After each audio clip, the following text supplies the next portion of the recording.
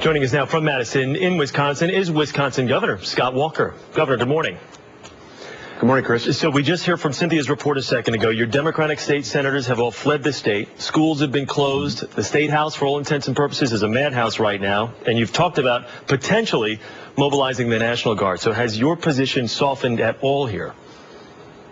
No, this is a bold political move, but it is a modest request of our employees. And in fact, I should make it very clear, there are 300,000 state and local government employees. The vast majority of them for days have been showing up to work just like we pay them to do.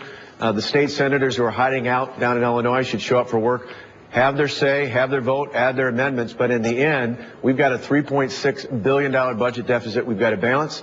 And I think for most people in the middle class outside of government, they understand what we're asking for is still a lot less than what most of our average taxpayers are paying. You say this is a modest request. Now, some state workers have been hit harder than others. Your teachers union, which votes Democratic under normal circumstances, hit very hard. Yet your police, state trooper, firemen unions, who all supported and endorsed you, did not get touched in any of this. And why is that? Well, Chris, that actually is not true. There are 314 fire and police unions in the state. 4 of them endorsed me. All the rest endorsed my opponent. For us, it's simple. We cannot compromise for 1 minute public safety in this state. We've seen what's happened, unfortunately, with a number of our schools. It is illegal to strike in this state. We can't compromise our public safety. But the bottom line is we've got to balance a budget. The people who are here, the thousands of protesters, union protesters, at least those from Wisconsin, there are plenty others coming in from across the country, but those from Wisconsin have a right to be heard. But the millions and millions of taxpayers in the state have a right to be heard as well, and we can't raise taxes to balance this budget or we'll cripple the economy that already has about a 7.5% unemployment rate. To show that we're open for business, we've got to make it easier to put people to work here, and asking employees to pay half the national average for health care is truly a modest request. But you understand their position with some of the state workers saying you're essentially taking away their voice by trying to break these unions. Do you understand that, correct? No, Wisconsin has the strongest civil service protection system in the country. It was there several generations before any collective bargaining was ever approved in this state.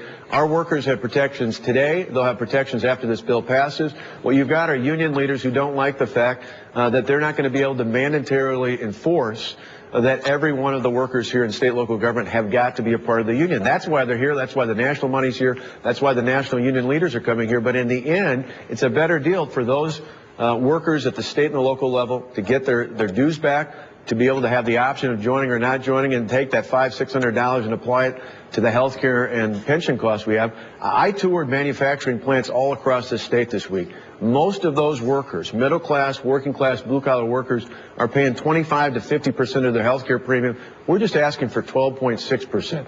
Again, I think it is a modest request. It's a bold political move, but it's a modest request. And I think the majority of taxpayers in the state understand that, even those who work in union shops outside of government. Governor, thank you very much for taking the time and expressing your position this morning. Governor